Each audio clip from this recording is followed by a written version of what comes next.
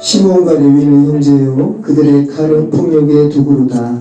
내 호나 그들의 모에 상관하지 말지어다. 내 영광과 그들의 집회에 참여하지 말지어다. 그들이 블레드로 사람을 죽이고 그들이 헬기대로 소액하고 힘줄을 끊었으므로다. 그 노예 우리 똑똑하니 저주를 받을 것이요 분기가 맹렬하니 저주를 받을 것이라. 내가 그들을 야곱 중에서 나누며 이스라엘 중에서 흩트리로다. 아멘. 창세기 49장에 이스라엘의 12 아들을 향한 유언의 말씀을 살펴보고 있습니다. 맏아들 르우벤에 이어서 지난주에는 두 번째 아들 시므온, 오늘은 세 번째 아들 레위에 대한 축복의 유언입니다. 표면적으로 우리가 이 유언을 살핀다면 이건 축복이 아니라 저주 같은데, 그죠? 오늘 시므온과 레위에 대한 유언의 말씀도 저주에 대한 말이 이렇게 많이 나오고요. 저주를 받을 것이요 분기가 맹렬하니 저주를 받을 것이라. 그리고 내가 그들을 야곱 중에서 나누리로다. 이 말이 어떻게 축복이 될 것인가? 인간의 그 죄성을 멸하시는 관점에서 축복이라는 것이죠. 시므온과 레위에 대한 상징적인 죄성은 잔혹함입니다. 잔인성이고 그들이 서로 모의했단 말이죠. 서로 연합했습니다. 주께서 그들을 흩트리로다. 왜? 그들을 각기 살리시기 위해서. 그러니까 교회를 향한 축복의 말씀임을 우리가 기억하셔야 된다는 말씀입니다. 시므온과 레위의 잔혹성은 우리가 살펴봤던 창세기 34장의 디나의 사건을 통해서 드러내고 있었습니다. 하나님의 공의가 무엇인지 설명하는 본문 속에 등장하는 시므온과 레위의 사나움과 잔혹성은 오늘 본문에 아버지 이스라엘조차도 고개를 흔들면서 내 호나 그들의 모의에 상관하지 말지어다. 내 영광아 그들의 집회에 참여하지 말지어다 라는 유언을 할 정도의 죄성이라는 말씀입니다. 그런데 그 잔혹성으로 뭉쳐진 시므온과 레위의 연합이 흩어지는 것이 그들을 위한 바라크, 축복이라는 말씀인 것이죠.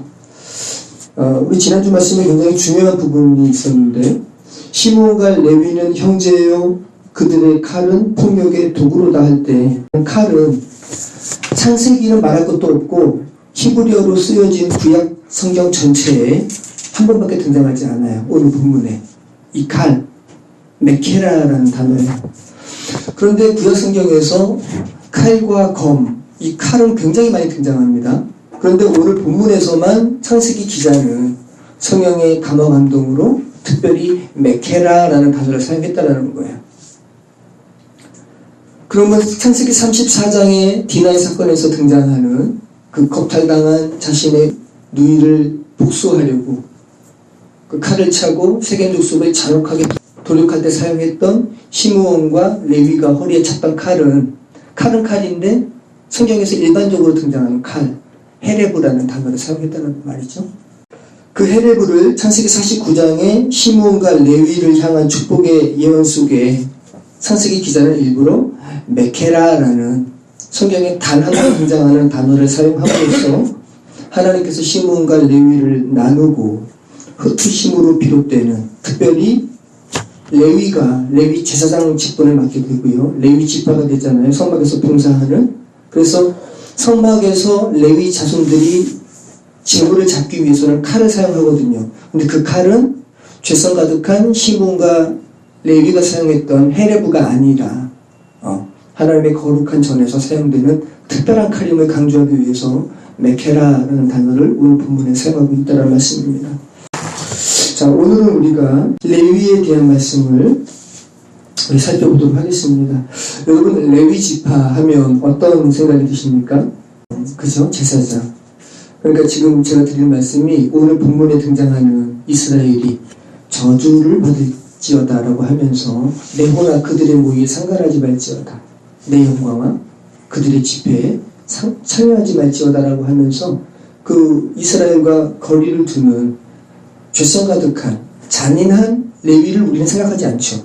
근데 레위는 원래 잔인한 사람이었다고요. 근데 일반적으로 그리스도인들이 아는 레위는 제사장이라고 거룩한 지파입니다. 그러니까 주께서 이 이스라엘의 유언대로 그 잔인한 죄성 가득한 레위에서 정말 성막 공사를 하는 하나님의 거룩한 제사장으로 바꾸셨다는 하나님의 은혜를 우리가 생각할 수 있다는 것이죠. 제가 청년 시절에 어머니께서 돌아가신 후에 하나님께 깊게 나아가는 시간들이 있었습니다. 특별한 계기가 있었는데 교회 선배 누나가 하겸아 너 이제 하나님께 기도할 때가 되지 않았니? 특별히 새벽기도를 콕 집어가지고 새벽기도 할 때가 되지 않았니? 라고 저한테 좀 도전을 주셨어요. 근데 그때가 26, 7, 그 제자 훈련할 때가 27이니까요. 뭐 하나님에 대한 그 뭐라 그럴까요? 갈망으로 가득 차던 시기인데 새벽기도는 아줌마들만 나가는 줄 알았어요. 청일에 나가도 돼 누나? 근데 그 도전을 받으니까 한 1년 가까이를 그냥 새벽 시간만 사모가 되는 거예요. CCM 들으면서 자다가 2시간 되면 일어나가지고 본동에 살았는데 은파교회가 여기잖아요. 산 넘어가지고 참여하고 소위 말하는 뭐 첫사랑이라고 뭐 그렇게 이야기를 하기도 하는 것 같은데 그때 담임 목사님이 그 창세기를 아침에 강연하게 하기보다는 그냥 본문 읽고 조금 설명하시고 기도하는 시간 가졌는데 그 창세기 34장 레위에 대한 디나 사건, 세겜 족속을 도륙하는 사건 그 들으면서 제가 뭐 그때 성경을 기피한 시절은 아니었는데 근데 레위는 누구나 아마 레위는 어떤 사람이에요? 라고 하면 교회 조금만 다니는 사람은 성막에서 봉사하는 사람 뭐 이런 거 상식적으로 알 거라고요. 근데 저도 원래 레위가 이런 사람이었나? 이렇게 잔인한 사람이었나? 이렇게 죄성 가득한 사람이었나? 라고 굉장히 놀랐던 그 새벽에 그런 시간들을 제가 지금도 기억이 납니다. 자연스럽게 레위에 대해서 생각을 많이 하게 됐어요. 왜냐하면 하나님께 깊게 나아갈 때는 우리 각각의 그 죄성에 대해서 주께 여쭐 수밖에 없거든요. 제가 이렇게 죄성 가득한 존재군요. 그럼 십자가와 나랑 무슨 상관입니까? 라고 주께 그 부분에 대해서 가지고 갈 수밖에 없는데 레위가 그렇게 죄성 가득한 사람이었단 말이죠. 근데 그 레위를 제사장 삼으셨단 말이죠. 그러니까 얼마나 레위에 대한 그 생각이 많았겠습니까? 분노대로 사람을 죽이고 그냥 분노대로 화났다 하는 사람을 죽였다는 거예요. 성경이 지금 이스라엘이 유언 중에 레위의 죄성에 대해서 상징적으로 말하는 것은 분노대로 사람 죽였다는 거예요. 혈기대로 소의 발목 힘줄을 끊었다는 거예요. 그 얼마나 잔인성입니까? 소의 발목 힘줄을 끊으면 소는 일어서지 못하잖아요. 그렇게 잔인했던 레위, 이스라엘마저도 유언 속에서 치를 떠는 잔혹성을 가진 레위가 어떻게 성막을 섬기는 사람이 되며 어떻게 레위의 자손 중에 대제사장이 될 수 있는가? 라는 질문이 제 마음속에 있었던 것이죠. 이 말은 여러분에게 적용한다면 여러분이 어떻게 그리스도인이 될 수 있었을까? 여러분이 제사장이거든요. 여러분이 어떻게 그리스도인이 될 수 있을까? 이 부분으로 여러분이 생각할 수 있어야 돼요. 당연한 거죠. 난 하나님의 자녀니까. 이렇게 생각하지 마시고 여러분의 죄성을 한번 생각해 보시라고요. 어떻게 성막을 나르고 성막을 짓고 제사와 제사장 등 하나님의 집과 관련된 모든 것을 어떻게 레위가 하는가, 레위 자손이 하는가 라는 생각이 한동안 계속 지속이 되었었어요. 여러분 오늘 본문 6절에 시므온과 레위의 행동은 죄로 인한 폭력성이 나타날 수 있는 가장 최정점을 상징적으로 표현한 구절입니다. 아주 상징적이라는 거예요. 이 본문을 읽으면 이렇게 잔혹하구나 라는 것은 누구나 생각할 수밖에 없는 그 죄의 아주 상징적인 폭력성을 지금 드러내는 문장인데 그런 레위인데 제사장의 직무를 감당하게 되었다는 것이죠. 그럼 이 같은 레위를 향한 이스라엘의 유언으로 우리가 알 수 있는 것은 어떤 겁니까? 인간 중에는 목사도 가장 좋은 사람, 유학 갔다 온 사람, 그런 사람 뽑죠.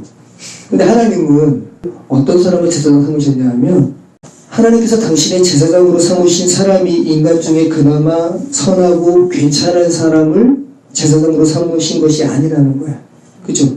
어쩌면 인간이 저지를 수 있는 가장 큰 죄악의 정점에 위치한 사람, 죄가 무엇인지 그 사람 그 자체가 드러내는 사람, 그죠? 그런 사람을 죽여서 제사장 삼으셨다는 거예요. 이것은 사실에서 여러분 어떤 것을 느끼세요? 하나님께서는 모든 사람을 죄인으로 보신다는 거예요. 사람들은 그런 논리를 펴요. 그런 의식이 있단 말이죠. 은연중에 자신을 너무 좋게 여겨요. 겸양스러운 말로 또 죄인이에요 라고 말하지만 뉴스 가운데 펼쳐진 사건을 보면서 그래도 나는 저 사람보다 낫지라는 그런 일말에 그런 자기를 그래도 좀 괜찮게 여기는 그 마음이 있단 말이죠. 내 죄보다 당신 죄가 더 크지, 속으로는. 그죠? 당신 죄가 더 커라고 생각하는 그 경향이 우리에게 있단 말이죠. 그런데 하나님께서는 아니라고 말씀하세요. 너희가 다 죄인인데, 너희가 다 죄로 인해 죽었는데 무슨 너희끼리 죄의 경중을 따지니? 그죠? 너희들은 다 죄인이야. 너희는 다 죽었어. 죽은 자들끼리 무슨 나는 저 사람보다 더 죄가 없어요? 저 사람은 나보다 더 죄가 많아요? 라는 소리는 뭐예요? 죽은 자들끼리 내가 저 사람보다 덜 죽었어. 저 사람 나보다 더 죽었어. 이런 말이잖아요. 말이 안 된다는 거예요.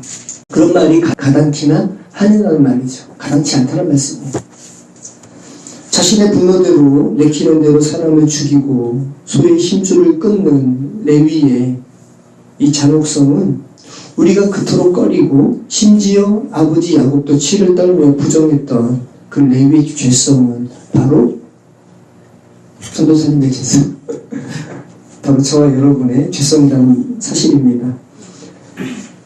지금 겉으로는 그냥 고개를 끄덕이시더라도 속으로는 그래도 나는 그 정도는 아니지라는 생각을 하신다면 여러분은 아직 주의 말씀이 귀에 들려진 자가 아닌 것이죠. 아직 여러분 스스로가 죽었다는 사실을 모르는 한심한 상황인 것입니다. 세상의 사건, 사고에서 언급되는 범죄자의 죄성, 오늘 본문의 레위의 무자비한 죄성과 저와 여러분의 죄성에는 하등 차이가 없다는 거. 그 인정할 때 우리는 레위를 제사장 만드시는 하나님의 은혜를 만날 수 있는 것입니다.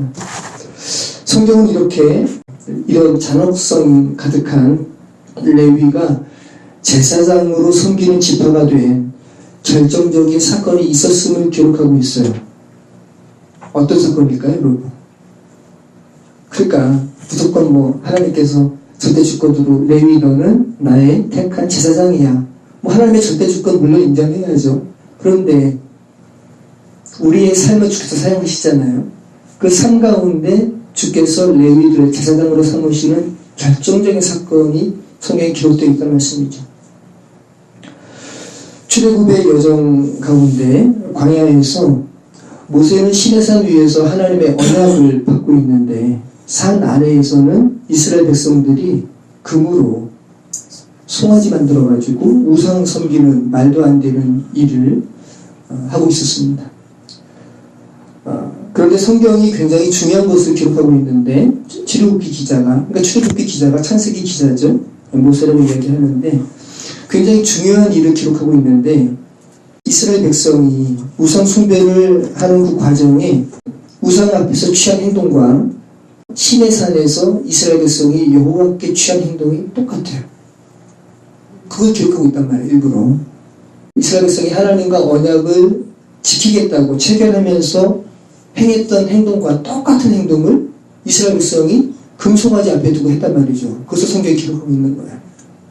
하나님과 언약을 체결할 때 이스라엘 자손들의 행동은 이렇습니다. 출애굽기 24장 4절 모세가 여호와의 모든 말씀을 기록하고 이른 아침에 일어났어요. 산 아래에 제단을 쌓고 이스라엘 12지파대로 12기둥을 세우고 이스라엘 자손의 청년들을 보내어 여호와께 소로 번제와 화목제를 드리게 하고 이것이 바로 여호와와 계약을 체결할 때 이스라엘 백성들의 행동이란 말이죠. 그런데 이제 우상 숭배를 할 때 행동도 기록하고 있는데 출애굽기 32장 6절 말씀에 이튿날에 그들이 일찍이 일어나 똑같이 우상 숭배 때도 일찍 일어났어요. 번제를 드리며 우상한테 번제 드렸어요. 하나님께처럼 화목제를 드리고 우상이 무슨 화목제를 받을 그게 뭐가 있어요, 그죠? 백성이 앉아서 먹고 마시면 일어나서 뛰어더라. 무서운 말씀이죠. 하나님과 예배했을 때랑 똑같이 이스라엘 백성이 우상을 예배한 행동이 똑같았다는 것을 성경이 기록하고 있다는 거죠.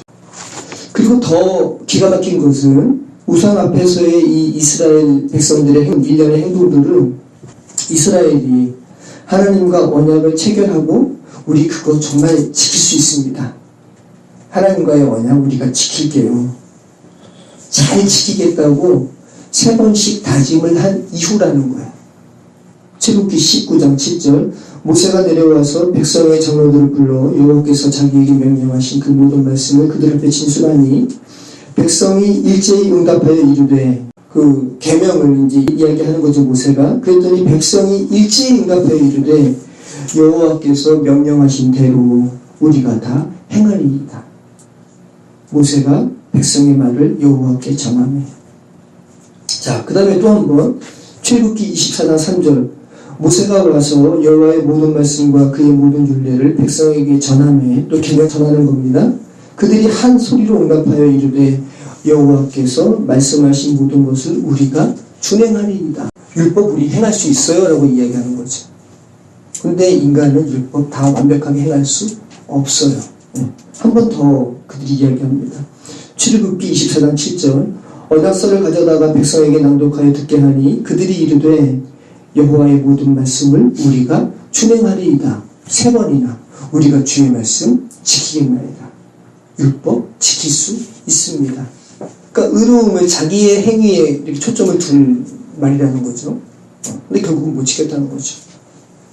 바로 얼마 전에 하나님과 맺은 그 언약이었어요. 그런데 그 언약을 손바닥 뒤집듯 했다는 것이죠. 이스라엘 백성들이. 무엇을 말하는 겁니까? 이스라엘 백성들이 죽어 있다는 것이고 율법을 그들이 스스로 지킬 수 있다고 생각하는 것은 그들이 살아난 존재가 아니라는 거예요.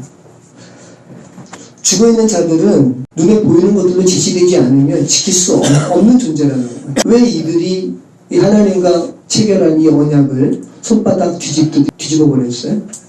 하나님이 안 보였어요. 그러니까 이스라엘 백성들이 언제 오실 때도 보냐 하면서 아론을 지적해가지고 눈으로 보이는 금신상을 만든 거거든요.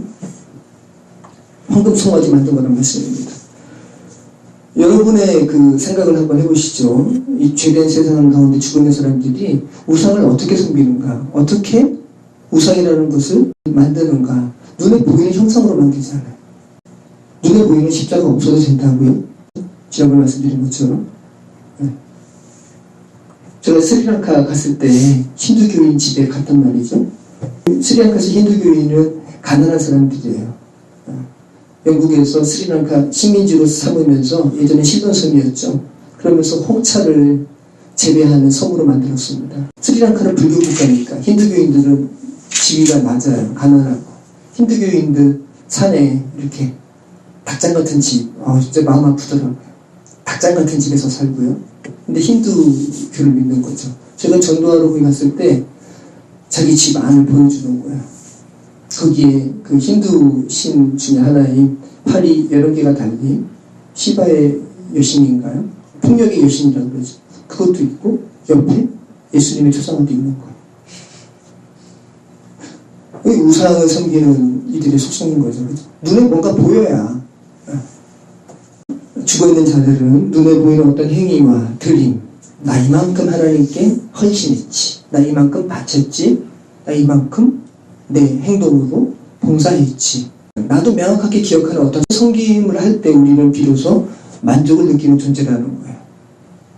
예전에 교회에 한 장로님이 오셨는데 큰 회사 회장은 아니지만 회장으로 불릴 정도의 그런 재력이 있는 분이죠. 교회를 옮기신 거죠. 어떤 교회 갔어요. 그러면서 11조를 하신 거예요. 밀린 11조. 얼마나 많겠습니까? 그러면서 저한테 하시는 말씀이 속이 다 시원하다고.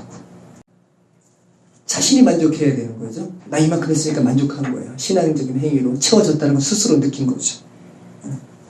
그 말 그대로 하나님을 섬겨 버리는 거예요. 하나님을 섬겨 버리는 거예요. 그냥 하나님 저 이만큼 주셨으니까 받으세요. 그죠? 그리고는 내 할 바 다 했다는 거죠. 근데 성경은 그렇게 말씀하고 있지 않습니다. 자, 이스라엘 백성들이 제가 하나님의 그 언약 지킬게요, 준행할게요 라고 3번 한 다음에 그 결과가 뭡니까? 3,000명이 죽었어요. 우상숭배해가지고 결국은. 근데 나중에 우리 힘으로 할 수 없다라는 것을 느낄 때 그 베드로의 그 사건에서는 3,000명이 죽은 자들 가운데서 세례받죠. 3,000명이 살아나요. 자신의 행위로 뭘 할 수 있다고 여기는 이 행위들을 포기할 수가 없습니다. 죽어있는 자들은. 그래서 하나님께서 예레미야에게 새 마음 주시겠다고 하시는 거예요. 죽어있는 마음으로는 하나님과 연합되는 것을 알 수가 없기 때문에 새 마음 주시겠다고 말씀하십니다. 예레미야 31장 33절. 그러나 그날 후에 내가 이스라엘 집과 맺은 언약은 이러하니 곧 내가 나의 법을 그들의 속에 두며 그들의 마음에 기록하여 나는 그들의 하나님이 되고 그들은 내 백성이 될 것이라. 여호와의 말씀이니라. 네, 얼마나 놀라운 말씀입니까? 이 법은 문서로 돌판에 새겨지는 것이 아니라 너의 마음에 새겨져야 돼 라고 말씀하시는 거죠. 그들이 다시는 각기 이웃과 형제를 가리켜 이르기를 너는 여호와를 알라 하지 아니하리니 이는 작은 자로부터 큰 자까지 다 나를 알기 때문이라. 하나님의 법이 마음에 새겨진 그런 시대에는 문서로 보여주면서 여기 새겨진, 여기 기록된 하나님을 좀 아세요라고 권할 필요가 없다는 거죠. 왜? 하나님의 법이 다 마음의 심령에 어린아이부터 노인까지 다 새겨졌으니까. 구원의 때죠. 이는 작은 자들부터 큰 자까지 다 나를 알기 때문이라. 내가 그들의 악행을 사하고 다시는 그 죄를 기억하지 아니하리라. 여호와의 말씀이니라. 이러한 이스라엘의 범죄에 대하여 우상을 숭배한 손바닥 뒤집듯이 여호와의 율법을 계명을 어기고 황금 송아지를 섬긴 이스라엘의 범죄에 대하여 이스라엘 백성들을 다 멸절시키겠다라는 하나님의 진노는 모세의 중재로 말미암아 돌이키게 되고요. 하나님께서 돌이키시고요. 이 하나님의 마음을 깊이 아는 모세가 우상 숭배를 하는 이스라엘 백성들을 향한 하나님의 마음이 이 마음을 모세는 알잖아요. 그러면서 3가지 행동을 하는 거예요. 가장 먼저는 어떤 걸 합니까? 시내산 위에서 십계명 돌판에 하나님의 마음을 이렇게 새겨 가지고 내려왔는데 밑에서는 우상 숭배가 벌어지는 거 아니에요. 모세가 그 돌판을 던져서 깨뜨리는 행동을 먼저 하죠. 어떤 의미가 있겠습니까? 지금 너희 상태 보니까 요 새겨진 말씀 너희한테 진실하는 거 의미가 없다. 그죠? 너희는 지금 하나님의 계명을 받아들일 상태가 아니다. 깨뜨려버리는 거. 두 번째는 어떻게 하죠? 이스라엘 백성들이 그렇게 번제하고 화목제하고 앞에서 뛰놀던 그 황금 송아지를 어떻게 해요? 불살라서 가루로 만들어서 물에 뿌려서 마시게 해요. 뭐를 이야기하는 거예요? 신으로 여기고 그 앞에서 번제하고 화목제하고 예배드렸던 그 우상이 불에 녹아버리네, 가루로 빠개져 버리네, 이거 내가 마시네 라고 할 때 어떤 것을 느끼겠어요? 우상? 아무것도 아니구나. 내가 이것을 숨겼네. 그 스스로 알게 하는 거죠.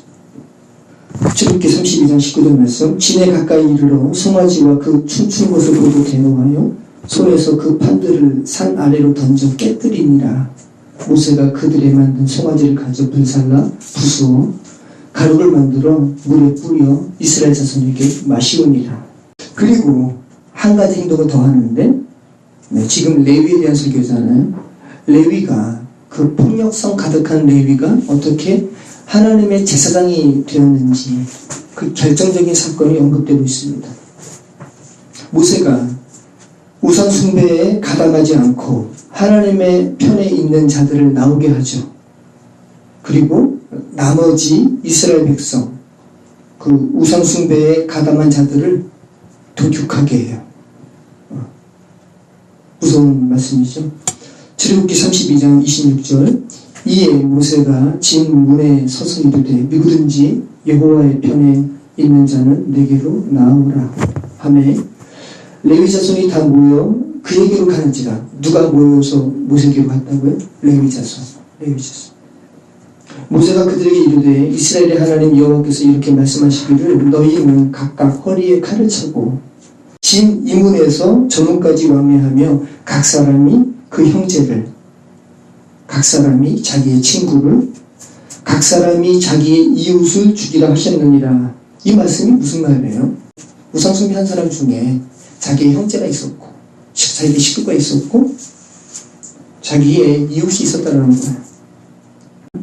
레위 자손이 모세의 말대로 행함에 이날에 백성 중에 몇 명이 죽임을 당하니라? 3,000명. 아까 말씀드렸죠. 모세가 이르되 각 사람이 자기의 아들과, 아주 상징적인 장면이에요. 레위 사람이 모세의 말을 듣고 여호와의 편에 서서 우상 숭배를 한 이들을 돌이켰을 때 그 레위 자손의 손에 죽어간 사람 중에는 자기의 아들이 있었다고 말하는 거죠. 자기의 형제를 쳤으니 오늘 여호와께 헌신하게 되었느니라. 그가 오늘 너희에게 복을 내리시니라. 자, 이 표면적으로 보시면 여러분이 성경이 말씀하는 바를 잘 못 알아들으세요. 우상 숭배했다고 칼로 다 죽이라는 말씀이 아니죠. 어떤 말씀이겠습니까? 레위인들이 허리에 칼을 차고 이문에서 저문까지 이스라엘 전 진영을 돌아다니면서 그 돌이켰을 때 3,000명이 죽임을 당했다는 거예요. 그리고 그때 모세가 레위인을 향해서 말을 하는 거예요. 그들이 3,000명을 도륙하고 모세에게로 돌아왔을 때 모세가 그들에게 외친 말입니다. 밀루 에드켐. 이 말을 외쳐요. 밀루 에드켐. 우리말로는 너희가 헌신하게 되었느니라. 이 헌신이란 말이 이 밀루 에드켐을 우리말로 번역한 말입니다. 우리말 사전에 헌신에 대한 의미를 아주 잘 설명을 했더라고요. 여러분, 헌신이 어떤 것 같아요? 헌신 엄청나게 많이 하는데 헌신이 어떤 말이에요? 여러분, 하나님께 헌신하셨어요? 우리말 사전은 헌신을 어떤 일이나 남을 위해서, 자신을 위해서가 아니라 남을 위해서 자기의 이해관계를 돌보지 않고 몸과 마음을 다하여 힘쓰는 것으로 표현을 했어요. 참 비교적 성경적이죠. 자기의 이해관계를 돌보지 않고 어떤 일이나 남을 위하여 전심전력하는 것. 정확하게 하나님의 편에 선 레위 자손의 행동을 설명하는 그 단어죠. 이 의미를 헌신이라고 봤을 때 출애굽기 32장에서 레위 자손의 행동은 하나님을 위해서 자신의 이해관계를 보지 않고 몸과 마음을 다하여 힘쓴 행동이죠. 이 단순하게 생각하지 마세요, 여러분. 단순하게 생각해서 물리적으로 막 그렇게 생각하시면 안 됩니다. 자, 본문에서 이 헌신으로 번역된 밀루 예르켐이라는 말은 밀루, 마라, 창조기사에서 충만하라, 가득하라 할 때 이 마라에서 말이에요. 밀루. 예르켐, 너희들의 손이라는 보수형입니다. 그러니까 야드, 손에서 말이죠. 그러니까 너희의 손이 가득 찼다는 거예요. 손을 가득 채우듯 어떤 해야 할 일을 완벽하게 성취하는 것을 말하는 관용적인 표현이라는 거예요. 아울러 손이 가득 찼기 때문에 여호와를 향한 마음으로 가득 찼기 때문에 다른 것을 잡을 수가 없죠. 손이 가득 찼기 때문에 다른 것을 잡을 수 없고 그 일에 전심전력하여 임무를 완수하는 것을 말한다고 볼 수 있는 거죠. 근데 여러분, 히브리어로 그 아론의 아들들을 제사장 삼잖아요. 그 제사장을 삼는 위임식이 있는데 그 히브리어로 제사장 위임식이 밀루임입니다. 레위인들을 향해서 너희의 손이 하나님으로 가득 차 있구나. 이 모습을 보고 모세가 너희가 오늘 여호와께 헌신하게 되었느니라 라는 말을 하는 그 말 그대로 제사장 위임식을 의미하는 말이 됐다는 거예요. 여러분, 제사장은 어떤 사람들입니까? 제사장은 하나님과 사람 사이에 서 있는 사람이죠. 살려야 하는 죄인과 하나님 사이에 서 있는 자가 제사장이죠. 죽은 자를 안타까이 여기신 하나님의 마음이 그 안에 있는 자죠. 죄가 뭔지 알고 그 죄에서 살리심을 받는다는 것이 무엇을 의미하는지 아는 사람이 제사장이라는 거예요. 자, 여러분, 오늘 본문이 말하는 레위 자손이 자기의 형제를, 자기의 친구를, 자기의 이웃을, 자기의 아들을 죽였다는 것은 무엇을 의미하는 거예요? 아까 드린 말씀처럼 피상적으로 보지 마시고 본문이 의미하는 바로 생각해 보시기 바라요. 아들을 죽이는 것은 아들 죽이기 전에 누구 죽인 거예요? 나를 죽인 거잖아요. 자기 부인을 말하는 거죠. 자신을 죽였다는 말입니다. 이 같은 레위의 헌신에 대해서 모세가 죽기 전에 마지막 유언을 하는데 신명기 33장 9절에서 다시 한번 언급을 해요. 레위에 대하여는 일렀으되 주의 둠림과 우림이 주의 경건한 자에게 있도다. 주께서 그를 마사에서 시험하시고 무리바 물가에서 그와 다투셨도다. 그는 그 부모에게 대하여 이르기를.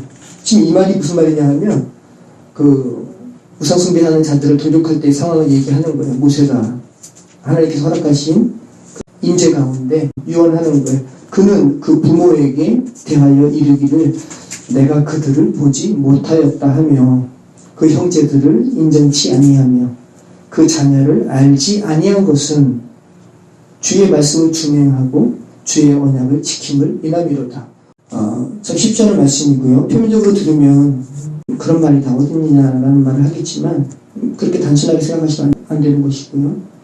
저는 이 말씀을 보면서 레위의 헌신에 대해서 우리 살펴보면서 지금 나는 하나님께 헌신했는가 라는 생각을 갖습니다. 아니 나는 과연 하나님께 헌신할 수 있을까 라는 생각을 갖는 거죠. 내가 칼을 들고 이리저리 진영을 돌아다니면서 내리치는 사람이 나와 함께 자란 친구고 오늘 아침에 나와 인사했던 이웃이고 부모고 아들일 때 여호와의 편에 설 수 있을까? 자신 없어요. 그러니까 지금 이 말씀은 자기 부인이라는 것이 어떤 것인지 저 여러분에게 말씀하는 거죠. 너가 죽는 것이 뭔지 알아? 그래서 레위가 제사장이 되었어요. 자기 부인이고 하나님으로 채워진 것이라는 말씀입니다. 그 성경은 이것을 밀로 예드캠 헌신하게 되었다라고 표현하고 있는 거예요. 하나님은 특별히 제사장의 직무를 담당하는 사람들에게 이러한 온전한 헌신을 요구하세요. 다른 말로 하면 완전한 채워짐을 요구하십니다. 완전한 채워짐에는 다른 것이 들어갈 여지가 없죠. 그래서 아주 좀 상징적인 또 장면이 또 있는데 아론에게 아들이 많았습니다. 그 중에서 두 아들이 있었는데 하나님께서 명하신 불이 아니라 다른 불을 분양하다가 죽었어요. 누굽니까? 나답과 아비후. 네. 그런데 여호와께서 뭐라고 그러시냐면 슬퍼하지 말라고 그랬어요. 지금 채워짐에 대한 부분을 한번 생각해 보세요. 모세가 말한 것을 여러분 주목하시기 바라요. 모세가 레위 자손에게만 말하지 않았어요. 우상숭배하는 사람들을 보고 모세가 기가 차가지고 돌판 깨뜨리고 그렇게 한 다음에 레위 자손은 다 내게로 오라라고 말하지 않았습니다. 뭐라고 그랬습니까? 너희 중에 여호와의 편에 있는 사람은 내게로 오라. 그럴 때 누가 나왔다고요? 레위 자손들이 나왔다고요. 왜 레위 자손이 왔을까? 한번 생각해 보시죠. 왜 레위 자손이 왔을까요? 시몬 자손은 왜 안 왔을까요? 그리고 왜 유다 자손은 안 왔을까요? 요셉, 므낫세, 에브라임 왜 다 안 왔을까요? 베냐민 자손들은 왜 안 왔을까? 어쩌면 레위 자손들은 자신들의 조상인 레위의 그 잔혹성, 행위에 대해서 마음에 부담감이 있었을지 모르겠어요. 제 생각이에요. 근데 여러분 시편에 굉장히 아름다운 시가 많은데 자, 그 중에서 한 시 제가 읽어드릴게요. 사슴이 시냇물을 찾아 헤매이듯이 내 영혼은 주를 찾기에 갈급하나이다. 이게 시편 42편 1절 말씀이고 시편 42편 5절 말씀. 내 영혼아 내가 어찌하여 낙심하며 어찌하여 내 속에서 불안해하는가. 너는 하나님께 소망을 두라. 그가 나타나 도우심으로 말미암아 내가 여전히 찬송하리로다. 자, 이 시 누가 쓴 것 같습니까? 누가 읊은 것 같아요? 다윗 같죠? 다윗이 아니에요. 아니니까 제가 이 상황에서 말씀드렸겠죠. 고라 자손이 읊은 그 시인데, 여러분 고라가 누구예요? 고라가 민수기 16장에서 하나님께서 허락하신 모세와 아론의 지도력을 거부하는 거예요. 너희만 하나님의 사람이냐? 우리도 리더 될 수 있다. 이렇게 했을 때 모세와 아론의 지도력을 거부하고 반역했던 인물이거든요. 고라 외에도 다단, 아비람 이렇게 두 명이 더 있었죠. 그 결과는 어떻습니까? 땅이 갈라져서 고라, 다단, 아비람 삼켜버렸어요. 그 고라 자손이 쓴 시가 시편 42편이에요. 자, 그러면 여러분 레위의 헌신과 이 고라 자손의 시를 보면서 어떤 생각이 드세요? 고라 자손이 어쩌면 자신들의 조상인 고라의 이 사건을 보면서 마음의 부담감이, 하나님께 나아감이 어때야 되는지 하나님에 대한 생각을 많이 했을 수가 있겠죠. 레위도 실수하고 죄성으로 인해서, 고라도 죄성으로 인해서 실수합니다. 그죠? 죄된 세상을 살아가기 때문에 우리는 누구나 실수할 수 있습니다. 그런데 그 실수에 대해서, 그 죄성에 대해서 하나님께 그 죄성에 대해서 죽게 가지고 가는 사람, 네, 정말 아파하는 사람, 자신의 그 죄성이 극복되기를 원하는 사람, 자신의 실수를 회복하기를 원하는 사람들을 주께서는 귀하게 보시고, 그죠? 회복해 하시는 은혜를 허락을 하시는 것 같아요. 이 레위와 고라 자손의 경우에서 본다면 레위 자손들이 얼마나 부담감이 있었겠어요. 29절 모세가 이르되 각 사람이 자기의 아들과 자기의 형제를 쳤으니, 이게 출애굽기 32장입니다. 오늘 여호와께 헌신하게 되었느니라. 그가 오늘 너희에게 복을 내리시리라. 자, 여호와께 헌신하게 되었기에 여호와께서 복을 내리신다고 할 때 이 복은 무슨 복일까요? 레위 사람들이 결국은 성막에 봉사하게 되니까 제사를 드리는 복이죠. 제사는 누가 드려요? 형제 중에 제사는 장자가 드리는 거예요. 상속권, 축복권, 제사권은 장자에게 내려진 복이자 특권입니다. 근데 여러분 참 이렇게 성경 이야기하면서 장자 이야기 많이 하잖아요. 자, 레위는 장자예요, 장자가 아니에요? 아니에요, 삼남이에요. 세 번째 아들입니다. 그런데 레위가 헌신으로 인한 제사를 드리는 제사장의 복을 받게 되었습니다. 성경이 또 장자에 대해서 언급을 하는 거예요. 이번에는 레위입니다. 자, 우리가 창세기 말씀을 살펴보면서 그 장자권이 여러 명의 아들에게 언급되는 생각을 하시면 좋은데, 자, 장자는 다른 아들들보다 분깃을 2배를 더 받습니다. 그 관점에서 아버지의 분깃을 다른 아들들보다 2배 더 받는 아들이 누구예요? 요셉입니다. 그래서 므낫세와 에브라임에게 분깃을 더하죠. 그 의미에서 요셉이 장자가 돼요. 자, 근데 또 장자가 있죠. 장자의 의미로 우리가 생각할 수 있는 아들이 있습니다. 누굽니까? 유다죠. 유다가 자신의 생명을 담보로 해서 베냐민을 데려가서 12아들의 완성을 이루게 되죠. 그 의미에서 자신의 생명을 담보로 한 유다. 그래서 유다 지파에서 누가 나와요? 예수 그리스도. 그 의미에서 또 유다도 장자의 의미를 우리가 붙일 수가 있어요. 근데 오늘 말씀 보니까 또 레위도 제사장의 직무를 담당하는 장자의 의미를 또 부여받습니다. 참 이 부분을 생각할 때 놀라워요. 하나님의 은혜에 대해서 다시 한번 생각을 하게 됩니다. 죄된 세상에서 태어난 사람들은 그 장자는 단 한 명밖에 없거든요. 내가 장자로 태어났어. 내가 그냥 재벌 가운데 태어났어. 내가 다 누려야지. 절대로 뺏기지 않는단 말이죠. 근데 성경은 이런 장자에 대해서 죄된 인간처럼 고착화하지 않는 부분에서 우리가 생각하도록 한다는 거죠. 뭇 영혼을 장자 삼으시는 하나님의 은혜는 딱딱하게 굳어진 죄된 인간의 가치관을 뛰어넘는다는 거예요. 그죠? 자, 12아들 중에 유다, 요셉, 레위 이렇게 장자권에 대한 의미를 생각할 수 있게 하는 아들들이 계속 이렇게 나온다는 것은 성경이 여러분에게 무엇을 말씀하는 거잖아요. 하나님의 은혜는 누구 한 명만 콕 집어서 장자 삼는 그런 아주 협소한 은혜가 아니라 너희 모두 장자의 복을 받기를 원해. 너희들이 다 그리스도 안으로 들어온다면, 누구나 그리스도 안으로 들어가면, 태초 안으로 들어가면 다 장자의 복을 받게 되죠.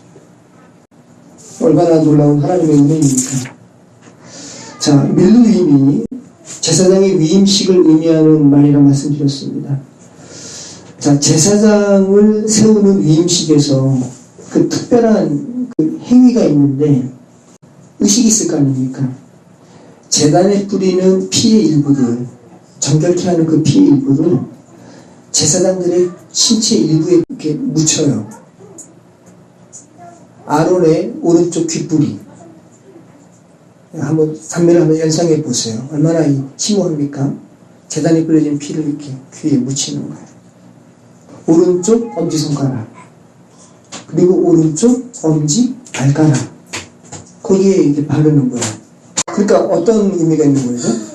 우리의 전 몸을 그저 대표하는 그 상징적인 의식이죠. 아마 그런 생각을 할 수 있을 것 같아요. 구별된 음성을 듣는 거, 그죠? 귀, 구별된 행위, 그리고 제사장이 가는 발걸음, 구별된 발걸음. 굉장히 상징적인 의식이죠. 아, 이게 제사장의 위임식이구나라는 것을 생각할 수 있는 아주 독특한 의식인데, 그런데 성경에 이 제사장의 위임식과 똑같은 절차로 행해지는 또 하나의 의식이 있습니다. 어떤 의식일까요? 문둥병자를 정결케 하는 의식이 똑같다. 문둥병자는 어떤 사람을 의미합니까? 문둥병은 죄를 의미하거든요. 문둥병은 피부보다 우묵하다. 무슨 말입니까? 피부보다 우묵하다는 것은 피부 속에 있다. 겉으로 드러나기 전까지 피부 안에 있다는 거죠. 죄는 드러나기 전까지 아예 없는 게 아니라 우리 속에 내재하죠. 이 문둥병은 죄를 의미하는 거예요. 문둥병자를 정결하게 하는 의식을 치른 후에 제8일째, 7일이 지나고 8일째, 할례도 8일째 행하죠. 특별하죠. 영혼을 상징하는 시간이죠. 그 문둥병자를 정결하게 하는 의식을 치른 뒤 8일째 되는 날에는 굉장히 흥미로운 의식을 치르는데, 양을 잡아서 정식으로 제사를 드리는 거예요. 레위기 14장 10절 17절 한번 참조해 보시기 바랍니다. 이 8일째 되는 날에 제사장은 제물로 드린 어린 양의 피를 문둥병자였던 그 병자의 오른쪽 귓불이, 오른쪽 엄지손가락에, 오른쪽 엄지 발가락에 발라요. 제사장의 위임식과 똑같죠. 그죠? 자, 그러면 여러분, 이같이 제사장의 위임식과 죄를 정결케 함을 상징하는 문둥병자의 정결 의식의 핵심적인 그 묘사가, 핵심적인 의식이 똑같다라는 것은 무엇을 의미하는 걸까요? 어떤 생각이 드세요? 문둥병, 죄를 상징한다고 했잖아요.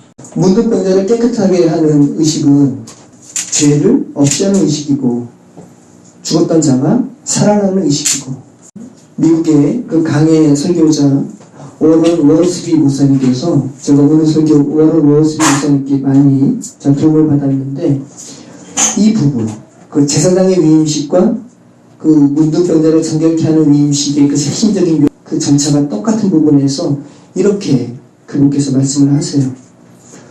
하나님의 이 인간을 향한 사랑 그리고 신뢰를 엿볼 수 있다는 거예요. 죄를 상징하던 문둥병에 걸렸던 사람이 회개하자. 회개했어요? 하나님께서 그 회개한 그 사람을 받으시고 신뢰하셔서 그 사람의 위치를 죄인에서 제사장으로 격상시키셨다는 거죠. 워런 월스비 목사님의 이 부분 굉장한 통찰이고 하나님이 주신 마음으로 나눈 것 같아요. 죽음은 극복된다는 것이고요. 그죠?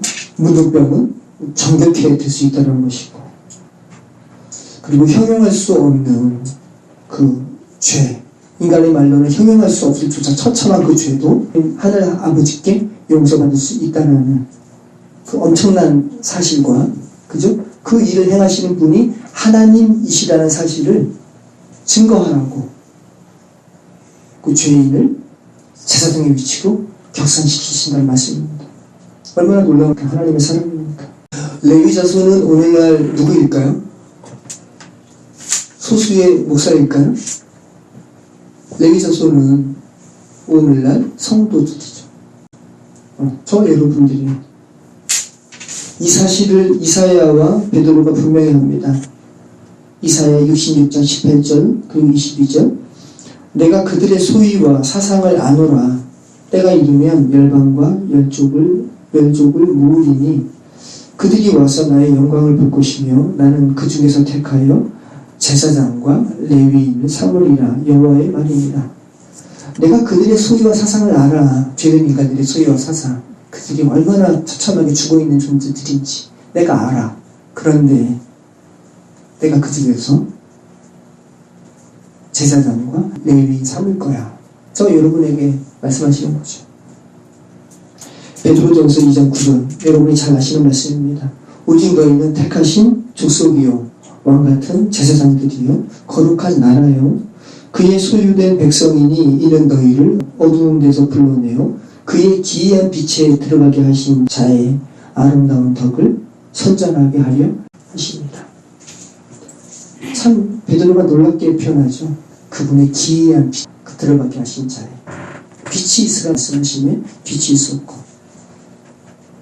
그러니까 저와 여러분 하나님께서 성도로 부르시고 제사장으로 부르시는 것은 죽은 자를 살리신 하나님의 은혜를 선전하게 하라고, 여러분의 마음이 하나님으로 가득 채워지시기를, 그래서 어두운 데서 불러내어 하나님의 기이한 빛에 들어가게 하신 하나님의 덕을 전하시는 저 여러분이 되기를 바랍니다. 하나님의 은혜와 성령은 정말 놀랍습니다. 자, 레위라는 이름의 의미는 뭡니까? 연합이었죠? 연합. 원래는 이제는 내 남편이 나와 연합하리로다. 그 아들을 낳는 그 갈등의 그 결과인 그 레아의 쓴마음이 담긴 이름이에요. 연합하리로다. 그런데 그 하나님께서는 그 레위의 쓴마음이 담긴 그 연합이라는 이름, 그 레위를 제사장 지파의 이름이 되게 하셨어요.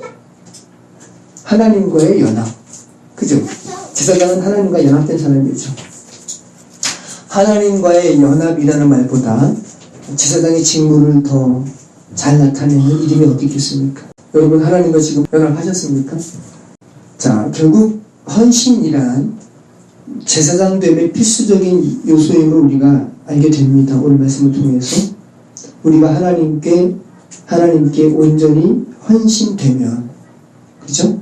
다른 말로 하면 우리의 손이 하나님의 것으로 하나님의 마음으로 채워지면, 밀루 예드캠 되면 하나님께서는 하나님의 손이 하나님의 것으로 채워진 자를 그의 삶을 어떤 삶으로 인도하신다는 거예요? 제사장의 삶으로 인도하신다는 거죠. 그죠? 자, 저와 여러분은 제사장입니다. 제사를 집례할 때 제사장의 눈은 죄인을 향할까요? 제사장의 눈은 제사를 집례할 때 죄인을 향하지 않아요. 죄인이 자기 혼자 가지 않거든요. 죄인이 양을 데리고 와야 돼요. 자신의 죄를 대신해서 죽는 양을 데리고 와야 되고, 그 양의 머리에 안수하는 것도 제사장이 안수하는 게 아니에요. 죄인이 안수하는 거예요. 자기의 죄를 양에게 전가시키는 거거든요. 그래서 제사장의 눈은, 제사장이 있는데, 자, 이스라엘 백성 중에 죄인이 양을 데리고 와요. 제사장은 죄인 보지 않아요. 양을 봐요.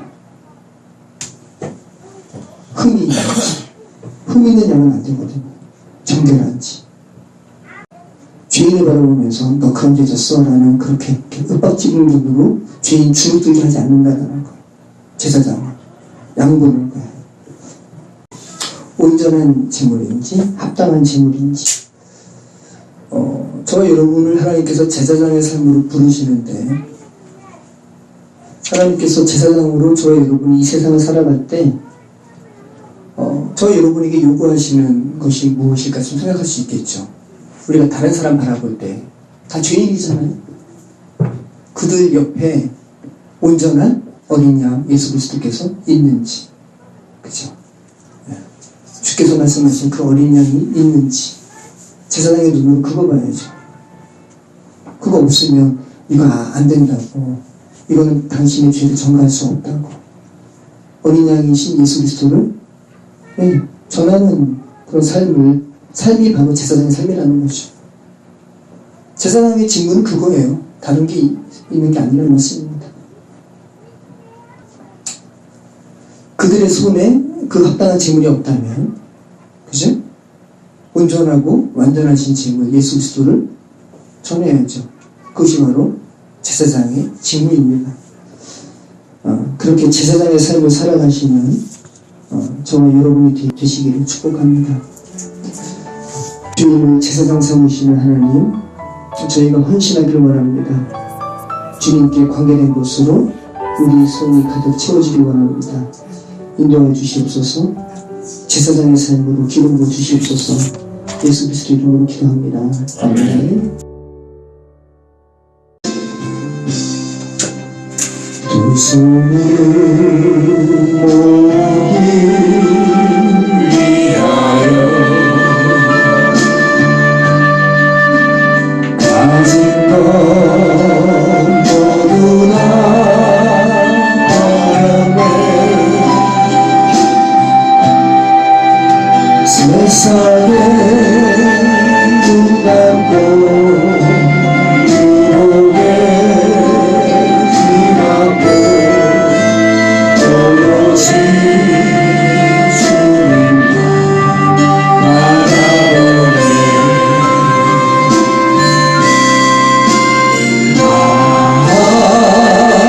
주님은 내 모든 사랑의 주님. 주님은 내 모든 소망의 주님. 못 채운 가슴은 당신께 옵니다. 어서 오소서 주님이여.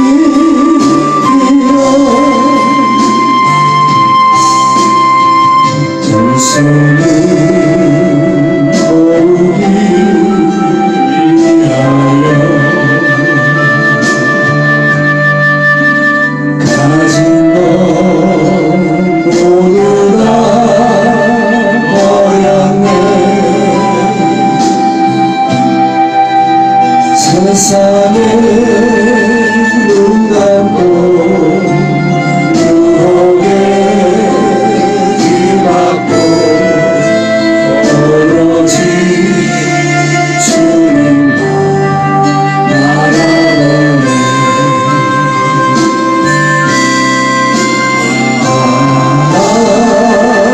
주님은 내 모든 사랑의 주님. 주님은 내 모든 소망의 주님. 못 채울 가슴은 당신께 옵니다. 어서 오소서 주님이여.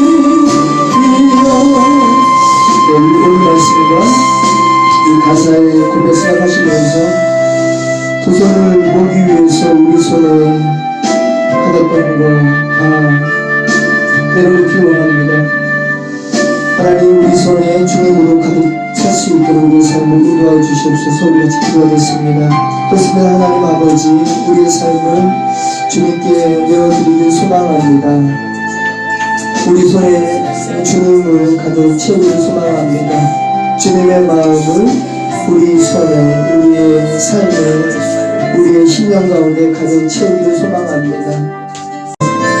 성령 하나님, 우리의 지난 삶을 되돌아봅니다. 죄 가운데 있었고 주 앞에 하나님의 부끄러움과 슬픈 가운데 있었던 저희의 모습입니다. 그러한 상황 속에 제가 자책하고 괴로워했던 저희를 주께서 살리시고 하나님의 살리시는 말씀을 듣게 하셔서 하나님의 자녀 삼으셨는데, 성령 하나님, 우리를 살리신 주의 은혜를 아버지 하나님 온전히 나누는 그런 생애 될 수 있도록 도와주시길 소망합니다. 우리의 입술을 주께서 사용하여 주셔서, 우리의 행동을 사용하여 주셔서, 우리의 삶을 사용하여 주셔서